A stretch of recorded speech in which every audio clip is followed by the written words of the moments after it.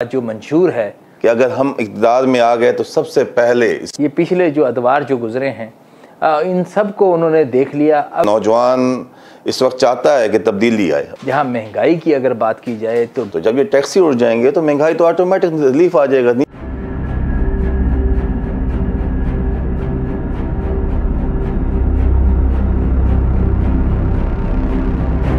अस्सलाम वालेकुम नाज़रीन, आप देख रहे हैं प्रोग्राम आवाम की आवाज़ और मैं हूं आपका मेज़बान सैयद अमीन गिलानी। जैसा कि आप जानते हैं कि इलेक्शन की गहमा गहमी जो है वो पूरे पाकिस्तान में अल्हम्दुलिल्लाह शुरू है। 8 फरवरी को इलेक्शन होने जा रहा है, जिसमें तकरीबन तमाम पार्टीज़ जो हैं मुख्तलिफ़ रैलियाँ, जलसे, जुलूस और लीडरान जो हैं तमाम पार्टीज़ के जो है वो मुख्तलिफ़ शहरों से, मुख्तलिफ़ सूबों से जो है उनके जलसों का सिलसिला जारी है।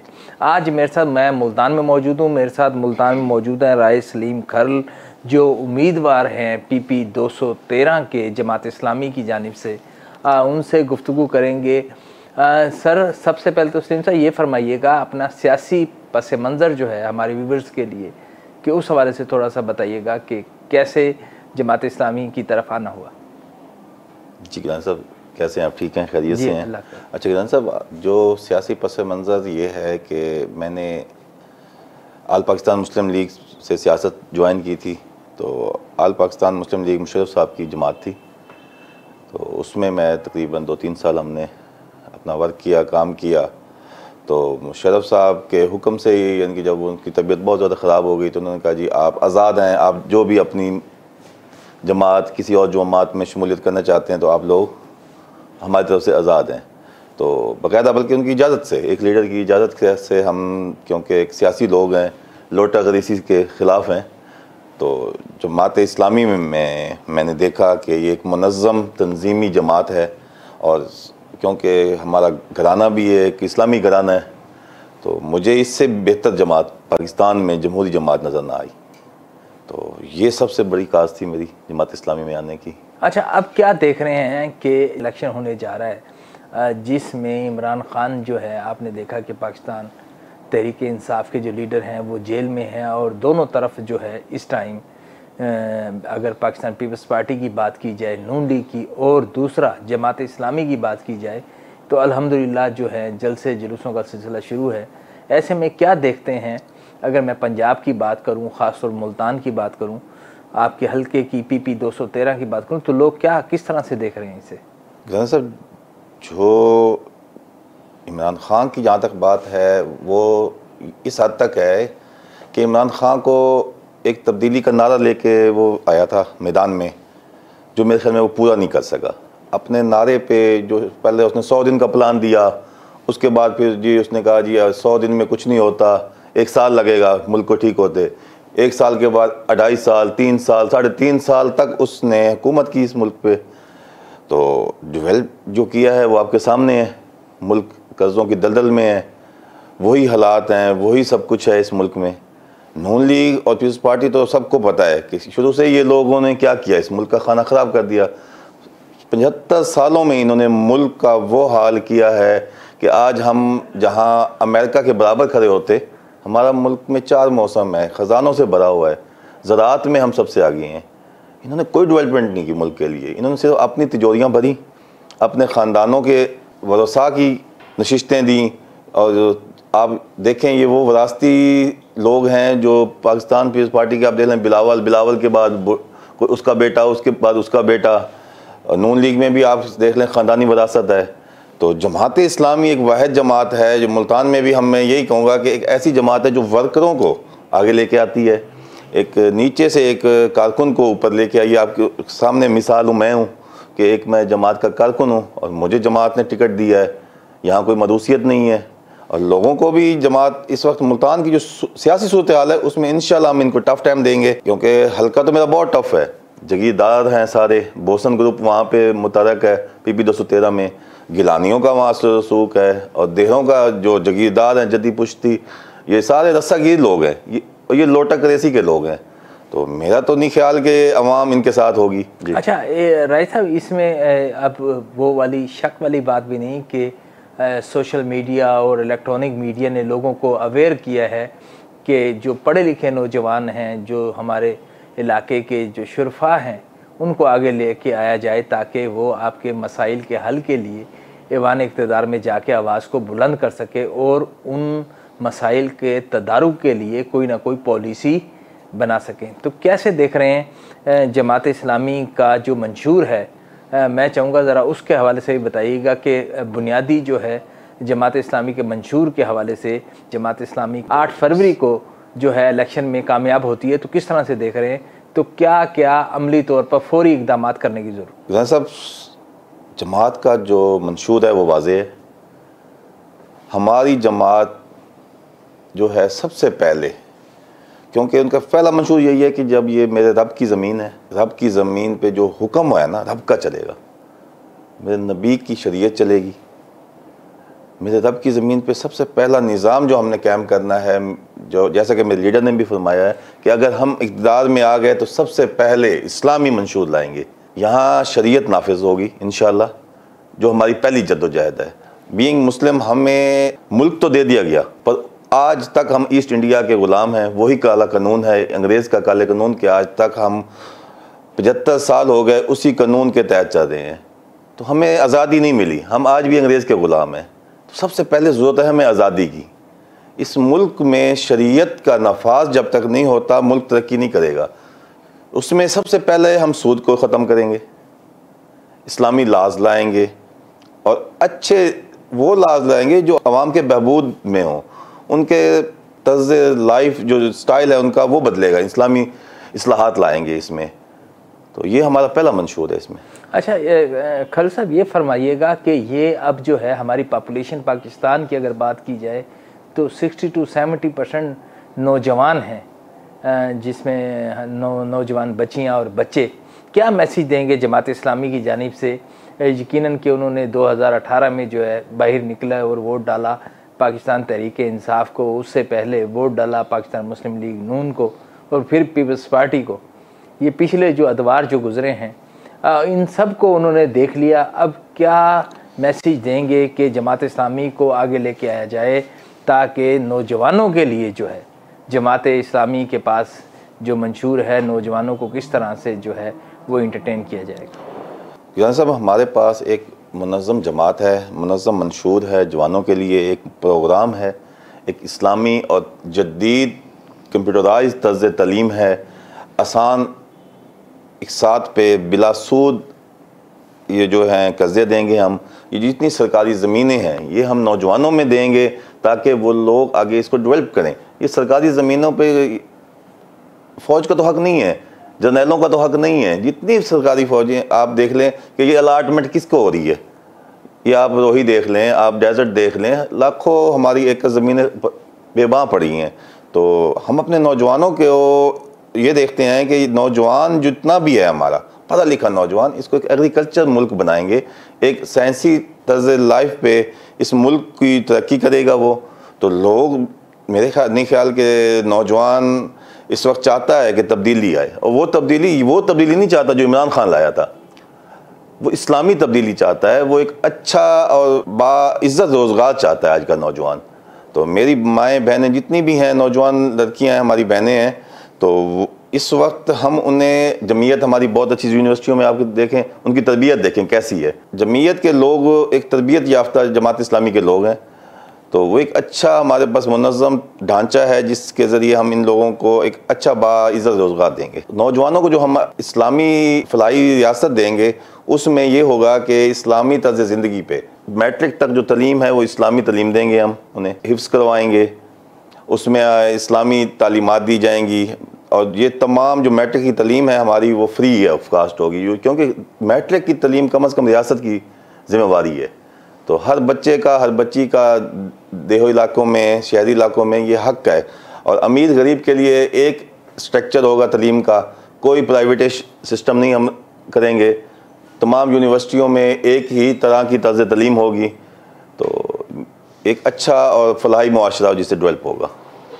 नाज़िम मेरे साथ मौजूद थे राय सलीम खरल, PP 213 से एक वफ़ा लेंगे, गुफ्तगू का सिलसिला जारी रखेंगे। बड़ी खूबसूरत बात की और मैं अपना तजर्बा भी आपके सामने रखना चाहूँगा जमात इस्लामी के हवाले से कि ओवरऑल जमात इस्लामी पूरे पाकिस्तान में जिस तरह से फलाही कामों में बढ़ चढ़ के आगे है।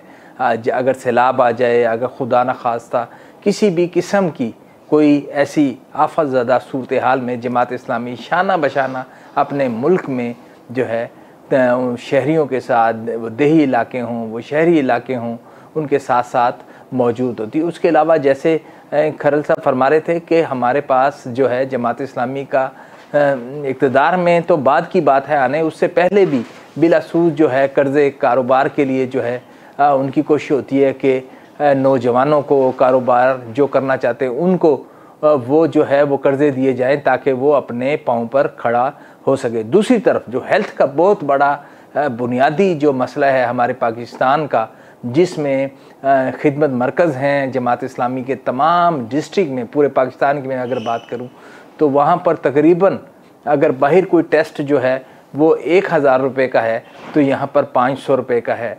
और उसमें से भी अगर कोई ऐसा शख्स है जो वो पैसे नहीं दे सकता तो उसका जो टेस्ट है, उसका जो इलाज है वो फ्री किया जाता है। मैं समझता हूँ कि ये बहुत बड़ी अपॉर्चुनिटी जो है मौजूद है। जब भी आप वोट कास्ट करें तो ये लाजमी देखें कि जो पार्टी है, जो सरबराह है, वो क्या शरीफ आदमी है, उसके अहले इलाका जो हैं उसके बारे में जो उसकी क्या राय रखते हैं, और ख़ास तौर पे उस पार्टीज़ के हवाले से जो एक आम आदमी के मसाइल को समझती हैं। वक्फ़ा लेंगे, वक्फ़े के बाद गुफ्तगू का सिलसिला जारी रखेंगे।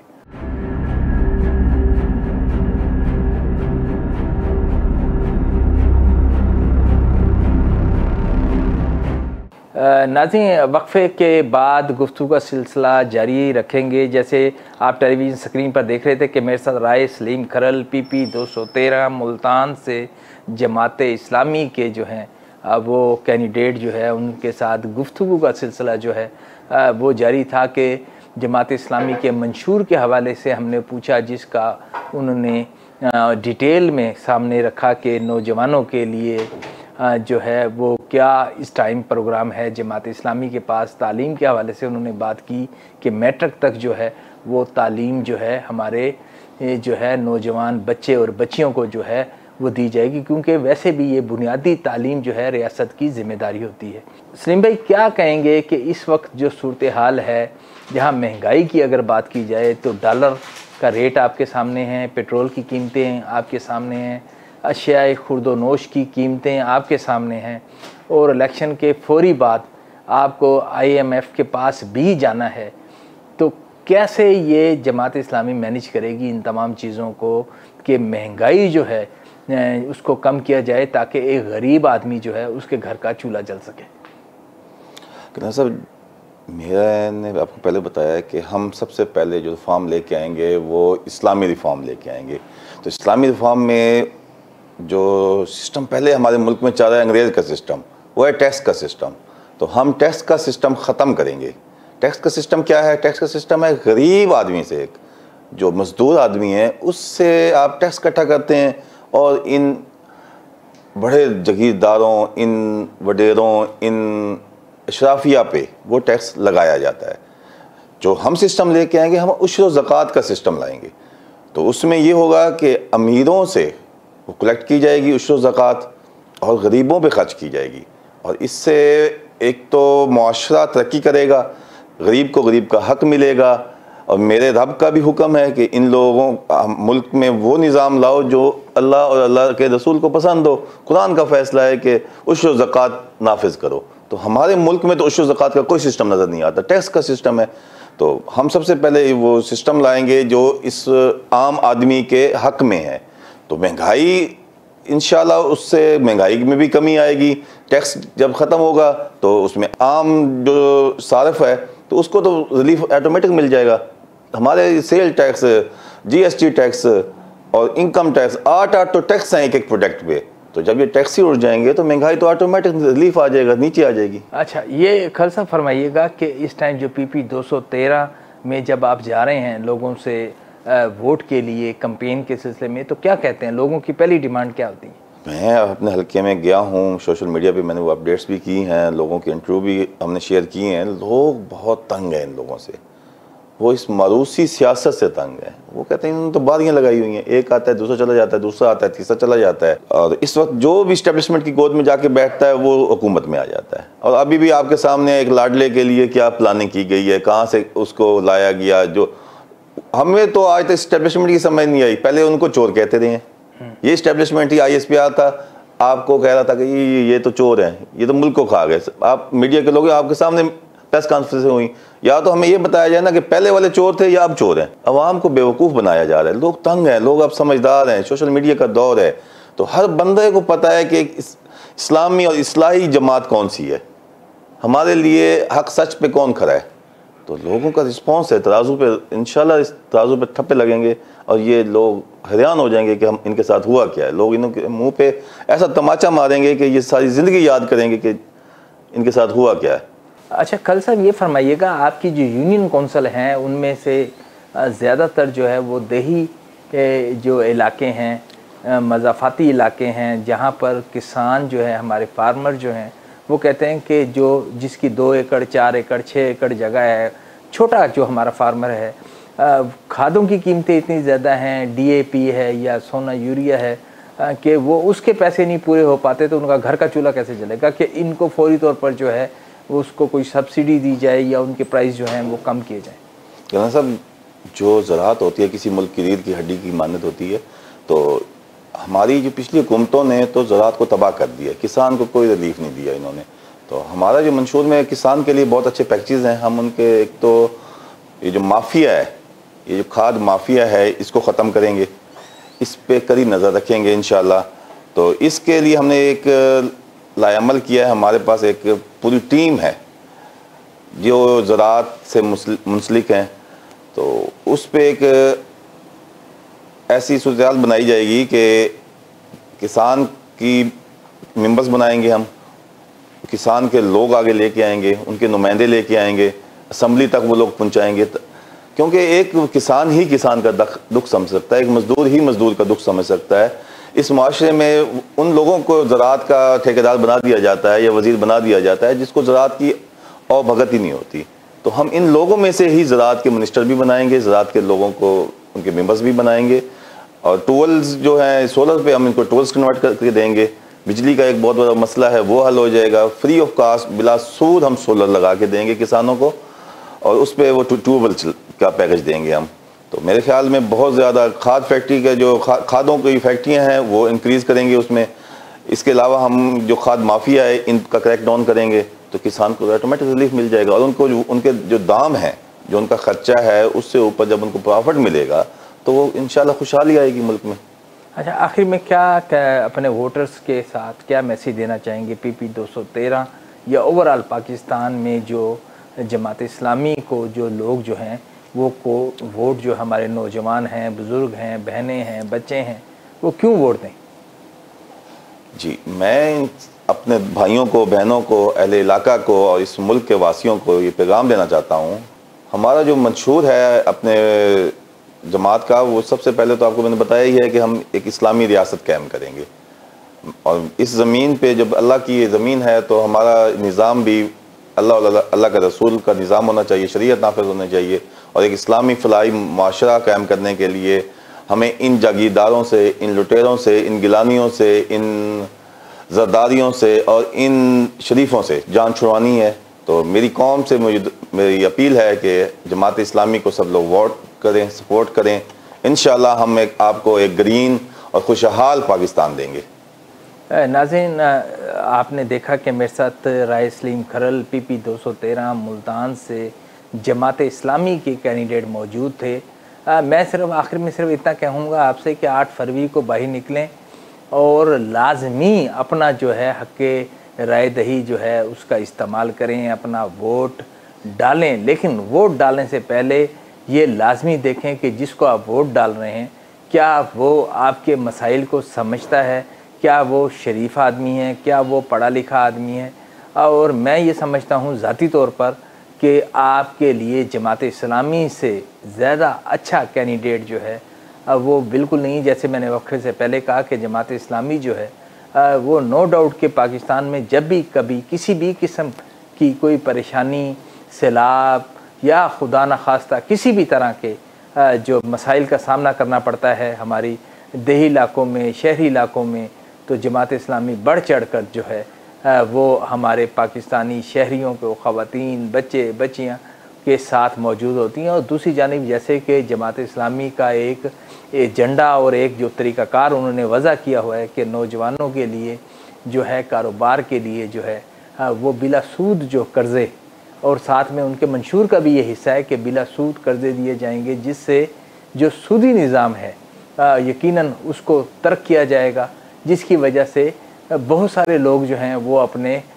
कारोबार को उस तरह से नहीं आगे बढ़ा सकते, क्योंकि वो जो उनको मुनाफा जो थोड़ा बहुत होता है तो वो सूद की शक्ल में जो है वो बैंक या बाकी तमाम इदारे जो हैं वो उसको ले लेते हैं। लेकिन इसमें बिल्कुल सूद नहीं है। जो ऑलरेडी पहले जमात इस्लामी पूरे पाकिस्तान में काम कर रही है, उसके अलावा स्कूल्स हैं जमात इस्लामी की जानिब से, उसके साथ साथ हेल्थ के हवाले से जो है एक बहुत बड़ा जो है पूरे पाकिस्तान में तमाम बड़े डिस्ट्रिक्ट्स में, छोटे डिस्ट्रिक्ट में, मज़ाफ़ाती इलाकों में, यूनियन कौंसल लेवल तक जो है वो काम का जो है एक जाल उनका बिछा हुआ है। जैसे मैंने आपको वक्फे से पहले कहा कि एक जो वो शख्स जो पुअर फैमिलीज़ हैं, जो गरीब लोग हैं, जो बेचारे टेस्ट नहीं करवा सकते, अपना इलाज नहीं करवा सकते, तो जमात इस्लामी उनके साथ शाना बशाना खड़ी होती है। उसके अलावा जो टेस्ट अगर आप बाहर से करवाएं, अपने मेडिकल टेस्ट किसी भी हवाले से, तो उससे आधी कीमत पर आप जो है